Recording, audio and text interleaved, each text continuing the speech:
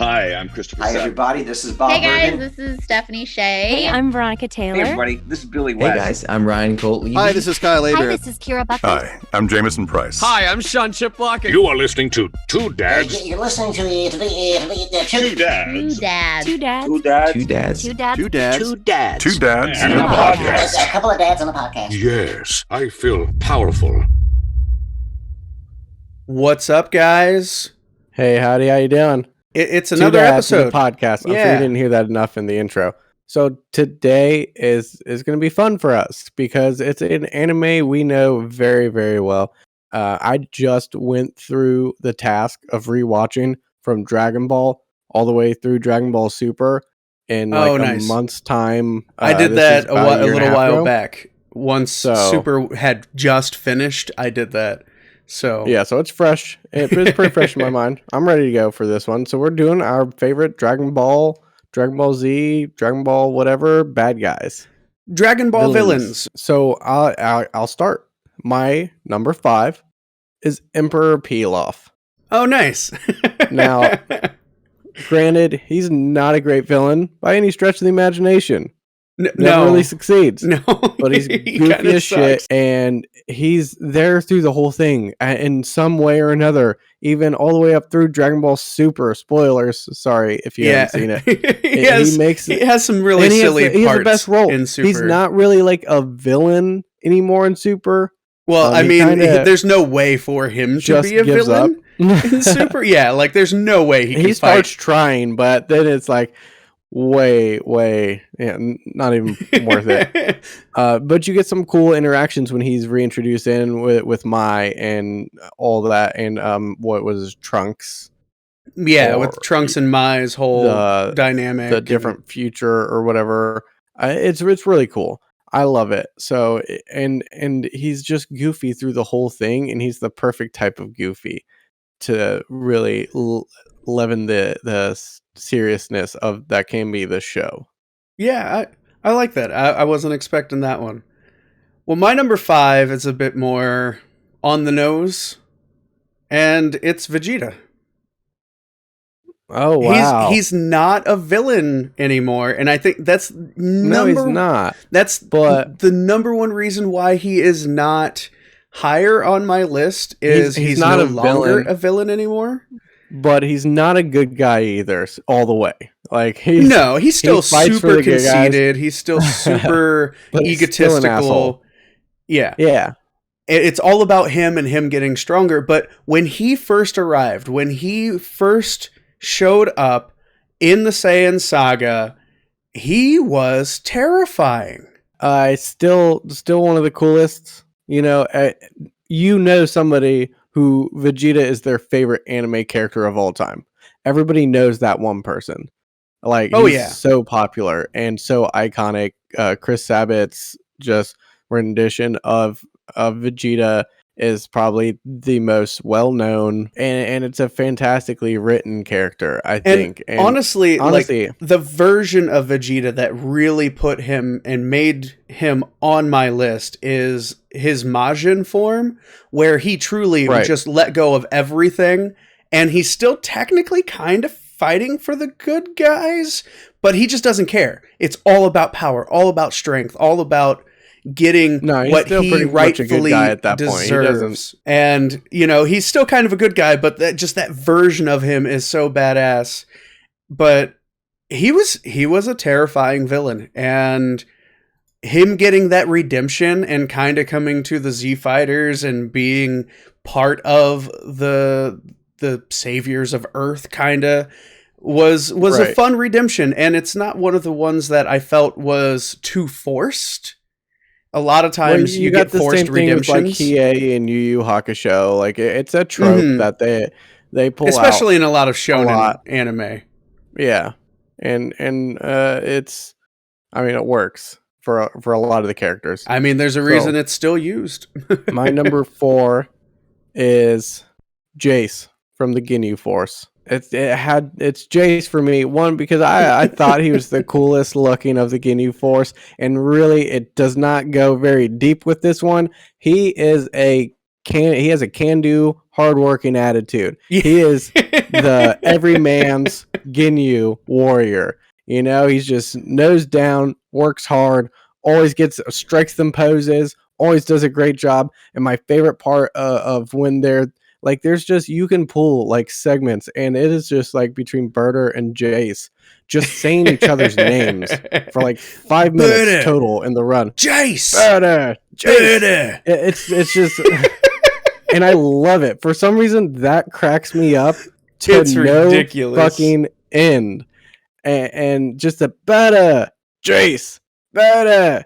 And I love it. And they're so silly and so cool. He's got the best, like the color is on point. That like reddish orange is the coolest fucking color. All right. Jace was my favorite of the Ginyu Force. Yes, I'll agree with you on that. There. He didn't make my list. He made my list, but I like him the most out of the Ginyu Force. So I could appreciate cooler. that. I should have put cooler, but I couldn't. I had to do Jace. My number 4 is another one that started as a villain and isn't technically a villain. Kinda. It's Broly. That's most. That is most villains in Dragon Ball Z. It's quite a few. It's quite a few, yeah. But it's Broly. Specifically the newer, the Dragon Ball Super Broly. Because the original Broly, I hated. I could not stand his whole dynamic being Kakarot! Kakarot! And like that's the entire dialogue he has in the entire most everybody's fucking movie. Dynamic. You know, we went through that already. We saw everybody do that already. Yeah, so I really liked the Broly from Dragon Ball Super, and he was honestly, he was a villain for the sense that he was the main antagonist, kind of the person they fought in the movie, but he was misguided. He was kind of told wrong things to get him to fight against these guys. But I love his dynamic. I love that he is legitimately the legendary Super Saiyan by blood. He was literally born a Super Saiyan. That's just how it works. And yeah, that could not have been an easy birth. No, I can't imagine it would have. And his dynamic and his design in the newer version is so much better, especially when he hits that legendary form. He still bulks up and gets real big, but it doesn't look like he's towering over freaking houses. He doesn't grow 8 times the size of a normal human or a normal Saiyan. And I loved the dynamic. I loved the movie. And like I said, his design in the Super Broly movie was awesome. I'm excited to see more of him because there's got to be. Goku made sure he didn't die and went to help him. He even talked about how Broly could be even stronger than Beerus, which is nuts to think about. I want to see more of him. I mean, that would be cool. Yeah, for sure. Honestly, just another movie because he's not in the manga. I'm fully caught up on the Super manga. There's no Broly arc in the manga. Hey, spoilers for a book I'm never going to read. But I'm fully down for another Broly movie because there's so many different storylines in the movies that only exist in the movies. So my 3 is Majin Buu. But specifically, I think the coolest one is Kid Buu. I think he has the coolest attitude. So fucking carefree. But so like Buu in general, which I appreciate Super coming back, and so you get to see more of the progression of Oob after the fact.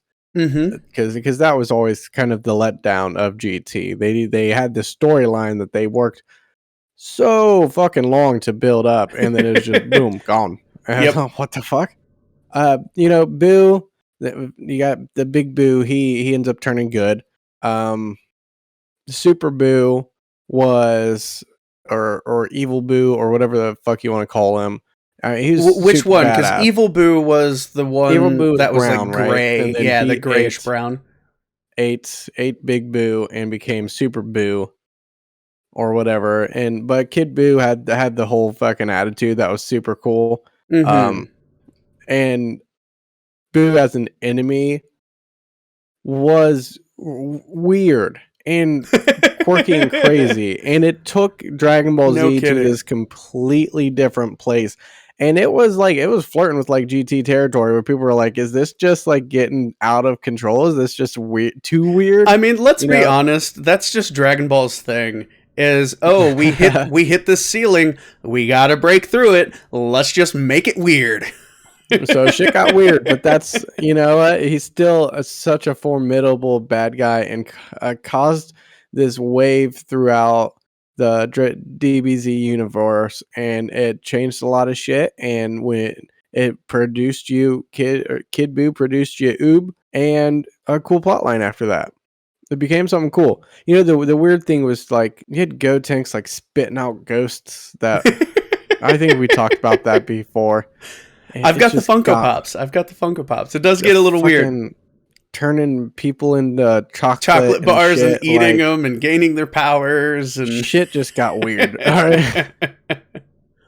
Well, my number 3 is before all the weird shit, and he's been around for a long time. It's one of the androids, and it's Android 20, Dr. Gero himself. See, here's the thing about Dragon Ball Z and their bad guys. They're the reason I don't trust doctors. Because in every single series of Dragon Ball, there's an evil doctor. There's an evil doctor. This, to me, I came to the especially in realization GT. GT had like, 5 evil doctors? GT, Dragon Ball had an evil doctor. I think Super maybe is the only one that doesn't have an evil doctor yet. Give it some time. But growing up as a kid and you just see evil doctor after evil doctor, I just don't trust doctors anymore. And I couldn't figure out why for the longest time till now. Well, Dr. Gero is my number 3 because he was so forward thinking. And his whole thing... He played the long game. He did. His whole thing is to get revenge on Goku for destroying the Red Ribbon Army. That's his whole shtick. Because he was the head scientist and Goku destroyed it, and that's his livelihood gone. And so he literally, from the Red Dragon Ribbon Army Ball... was fucking lame as shit. I mean, it really was. But, I mean, if they continued and Dr. Gero still had the funding that he would have had through the Red Ribbon Army, can you imagine how much more intense shit would have been? Right. Like, and dude, Android... They took this character... that was like I didn't care all that much for the Red Ribbon plotline, but man, did they make him fucking cool as shit with him and 19. Oh yeah, him and 19 when they first came out, and they have unlimited stamina. They can absorb other people's energy and just completely decimate somebody by well, you can't use your energy anymore. And then we continue on, and if you listen to the Ocean dubbing, and then compare it to the Funimation dubbing, when they did that for 19, that squeaky high voice, to me that just made 19 even fucking creepier. Oh yeah. And then just their chemistry between 20 and 19 was an intense moment in the series. And you were seeing shit you'd never really seen before. It's like, how do they fuck do they get out of this? What Gero made really the coolest fucking characters. Put Gero in the middle of my list, and why he's kind of higher than Vegeta and Broly is, like I said, he played the long game. He created not just Android 16, 17, and 18, which were all incredibly powerful. He created Cell. He created, in all these different movies and stuff, he created, Android 13, and with the video games, you had Android 21. So he truly played the super long game. And finding out that Android 21 was the mother of his son, and that Android 16 was based off of his son, like, there's so much integrated into his work and what's going on. It's just absolutely nuts. Yeah, and you got 17, who becomes the strongest being in the universe. Yeah, well, he 18, won. He wasn't technically the strongest being, but he ended up, he won. No. He's the reason. Strongest. He's the reason. He's the strongest. He's the strongest ever. And then 18 that finally got Krillin laid. So, and you notice once you get laid, you grow hair like that, man. But All of a just sudden. how forward-thinking he was truly one of the most perfect villains you could think of. Because even well after he had died, his creations were continuing his work. My number 2 is the culmination of all that hard work, and it is Cell.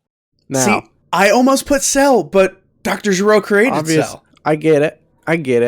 But So I went with the source material. But I like Cell. Cell was definitely cooler. who ends up dead in the end? Well, both of them. Both of them, But- yeah. Cell, he upped the level. And that's where, obviously, you get Cell and then you get Boo, and then it's reach the ceiling. But before that, Cell upped the fucking ante to the extreme. Oh, yeah. And just honestly, created such depth in a plot. The only reason Cell didn't wipe the entire Z Fighters is because he inherited the Saiyan's pride, that cockiness, that attitude from their cells, and he wanted to prove himself in the same way that they did. And just like with Vegeta and Goku at times, his pride was his downfall. Right. 100%. And the best part about Cell is he recreated the best moments of Dragon Ball, which was the tournament. Oh, he yeah. brought back the tournament. Have you seen the Team 4-Star, the parodies, where they have all kinds of people fighting in the tournament, like Yugi Moto from Yugi? Oh, man, you need to watch some of those. That is some of the funniest shit. But yes, the tournament was fantastic. And animes have been doing tournaments for fucking years now. Oh yeah, it's a huge trope in anime, especially again with the shonen anime. It's almost like a requirement that there's a tournament there. Right.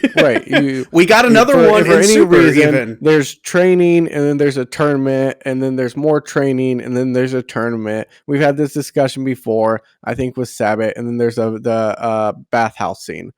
And then you've got if there's not a tournament and a bathhouse scene, it's not a shonen anime. So, he creates that. Perfect Cell is just badass. He's got all the moves. He's got all the answers. And you can't fucking kill him. You have to literally obliterate all his cells. And then he comes back in the afterlife. And I mean, it's just, there's a lot of depth. He as an extension of Dr. Gero, I guess I'm making your argument very well here. Exactly. He's got so much reach and influence throughout the rest of the remainder of the show. And I just think he's so cool looking. I love his progressions from the beginning. Look, his first form was hideous as shit, and then he had this crazy long head, he's sucking people. He's sucking people up his his pee hole or something. Alien mosquito at first, and then when his tail first opened up to swallow, he got 17 first. Yeah, and when his tail opened up, and it was just what the fuck is going on? Some kinky ass shit. I don't know. I've seen that on a website somewhere. And then he turns into the weird one with his lips got stung by a bumblebee or something. Yeah, the super square face. And then we get the perfect Cell. Yeah, who is just an unbeatable force, and he really was a great bad guy. He was. But my number 2 is probably one of the most devious, and we talked about him. It's Kid Buu, or otherwise known as pure Majin Buu. This is what his original form was when it was created by Babidi. So it wasn't Fat Buu, it wasn't Super Buu, it was this evil, young-looking thing, and he was pure. He was the coolest, but he was just pure devastation, pure evil. His whole thing, he didn't have any morals. His hobby was literally killing people for fun and causing destruction. That was all he wanted to do because he enjoyed it. How messed up is that? Was the best. That was the best. And when they kind of build it up too with the, he's about his true forms coming out, and it's the most evil, and you're expecting something big and terrifying based on what you've seen, and he's it's this young kid, and the message is sent at that moment from the creators. Children are pure evil.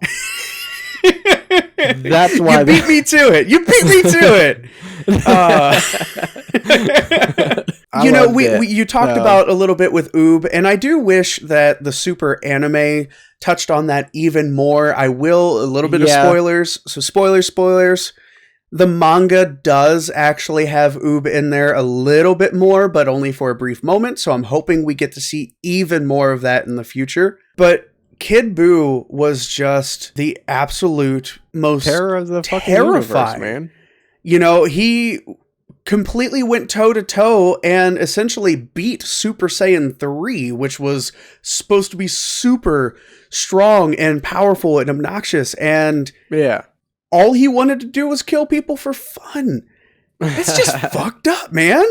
He was my number 2 for a reason, and I have a feeling both of our number 1s is the same, because there's one major villain neither of us has mentioned. I can guarantee they aren't the same. Oh, we'll go. It's your turn.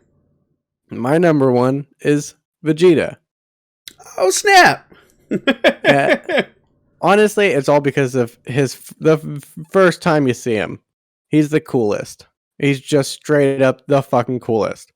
And like you said, the best version of him obviously is the Majin version. It's the cool, like, fucking everybody.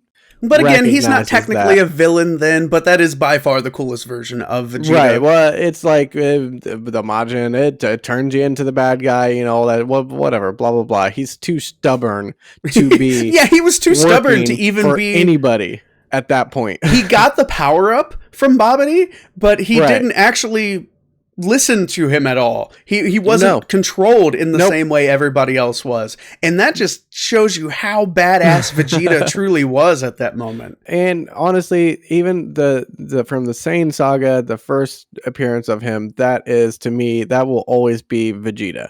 Well, no matter what he is now, that will always be Vegeta to me, with his pointy shouldered Saiyan armor. His giant shoulder blade armor. His 5'4" ass with the 3 foot hair.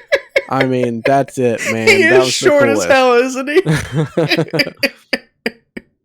That's his official height listing, by the way. Is it? I didn't look. That's hilarious. And you start with Raditz and Nappa, and then you get to him, and he's just the baddest motherfucker. Well, yeah, because you have Raditz, who at first, Piccolo tries to fight Raditz and isn't able to even touch him. And then Vegeta comes in and is even stronger than these two. Yeah. And it's like, whoa, what is going on? And of course, we got to break through that glass ceiling every time.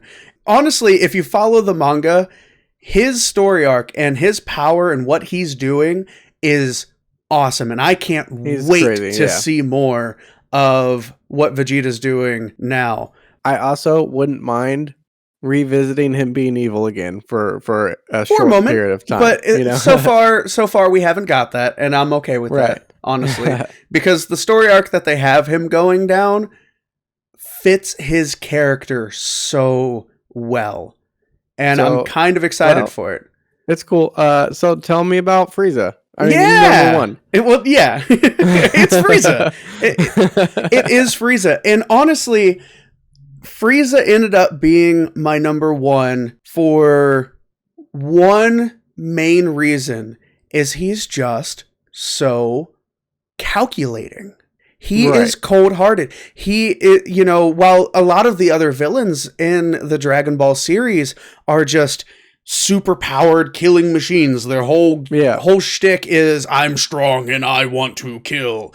No, Frieza is almost polite in the way he kills and the way he takes over. And his whole thing is he wants to subjugate and be this ruler. And that's it. He wants to be Lord Frieza. He wants to be this emperor and this true, almost like a king of the universe kind of thing. Right. I wasn't a huge fan of Golden Frieza. Yeah, Golden Frieza, Although not my I favorite like that version of him.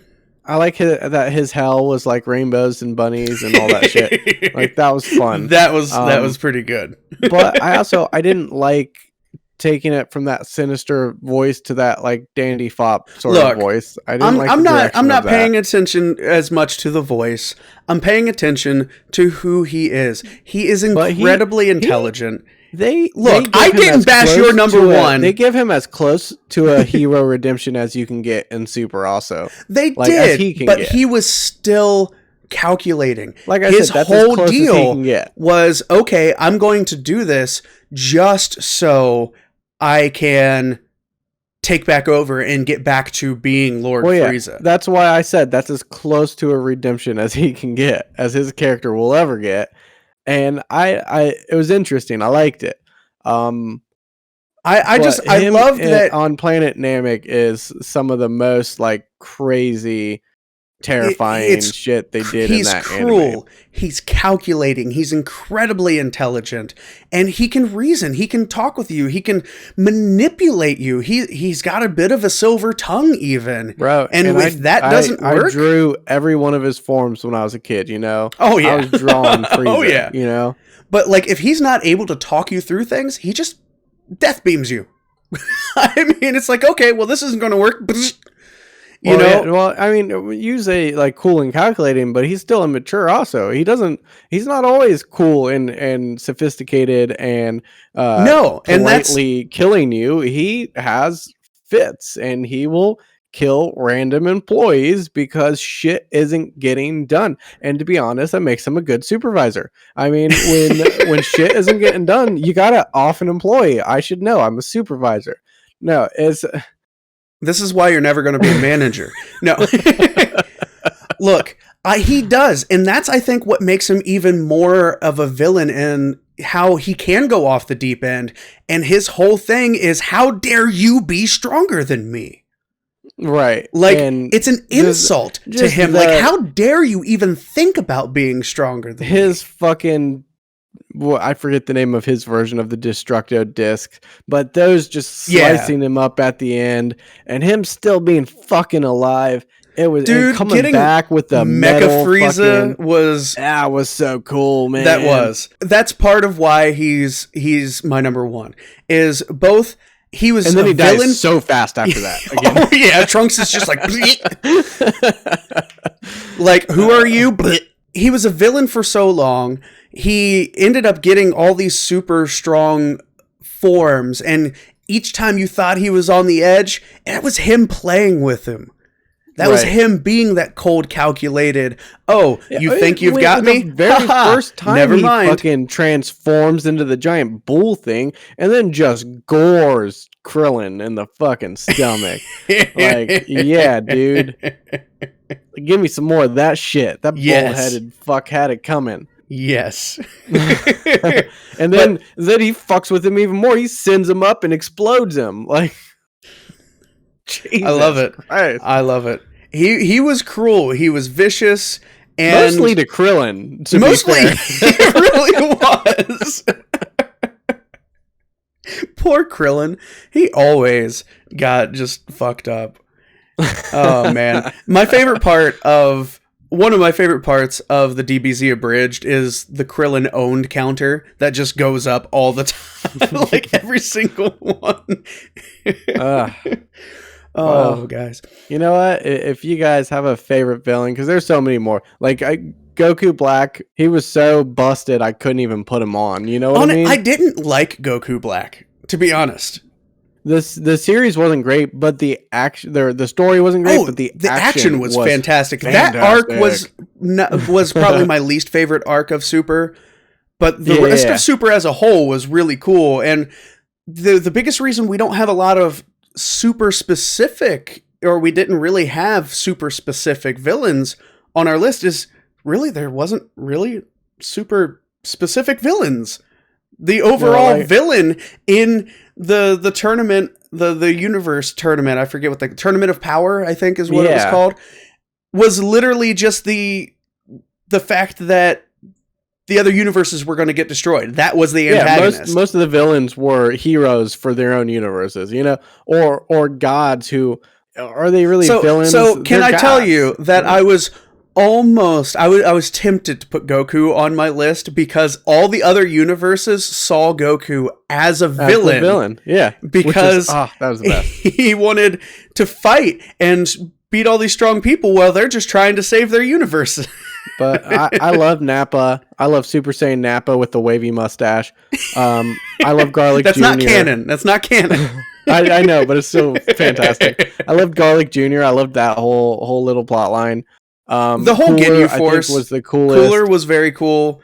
Though we only really got him in the movies, right? 2 movies, yeah. I think he had some more stuff, but nothing that I've seen yet. So I guess I gotta look into that a little more. Baby, like I talked about before, Baby was probably my favorite. Yeah, and I love like Deborah was a really cool bad guy. Yakon was a cool little shadowed alien dude. There was a lot of really cool. There are a lot of cool villains across all the way from Dragon Ball. Like Tien was a bad guy. He was. Chiaotzu was with Tien. Was with Tien. Yep. Yamcha was an enemy at first. And that's really the redemption is the biggest theme of Dragon Ball Z. And that's what we were talking about before was before we, when we were coming up with the idea and doing the research, we're like, so many bad guys, almost all the bad guys in Dragon Ball Z end up good towards the end. Almost all of the bad guys who are actually strong, I should say. Right. All the if they weren't strong, they die.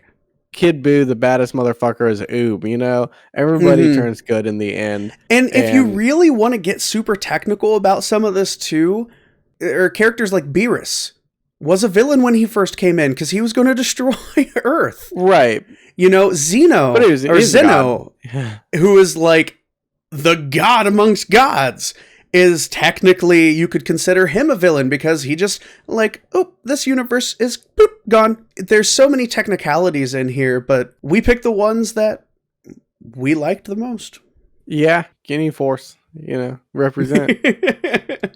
That's what I got. So if you have a favorite villain or bad guy. If you have a favorite villain or favorite villain, let us know. You can reach out.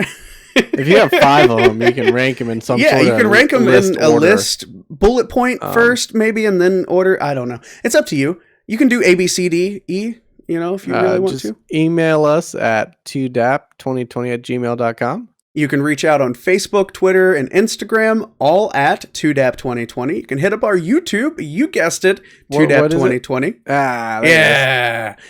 And comment, like the videos, comment, give us a subscribe. We're trying to grow on YouTube still. And of course, the most appropriate podcast for this so far. Next time on Two Dads and a Podcast. Next week, I believe we're doing top 10 Foo Fighters songs. And kind of a celebration of a life. Taylor's life and just all the incredible music and everybody that they inspired. They were such a huge part of our, coming of age. We listened to them constantly throughout middle school and high school and still do to this day. So we want to go through and rate our top songs, and that's a lot. That's a lot of songs. There are hours and hours, and it was a great listen, start to finish. Let me tell you that. Also, something to look forward to. We just had another interview, and I think we're good to announce who it was. No, he can't take it back now. It's too late. Yeah. Okay. Well, yeah. You gotta. We just interviewed the most annoying and hated character in the Borderlands series, Claptrap from Borderlands 3 and Wonderlands, Jim Ferunda. He was muscular in My Hero Academia, along with a whole list of other things that I can't even remember right now because there's too many. Yeah, it was a great conversation. We'll have it edited down in no time and posted to the YouTubes. And look out for it on our podcast wherever you're listening to this at. But guys, as always, it's time to bid adieu. Thanks so much for listening. We love you all.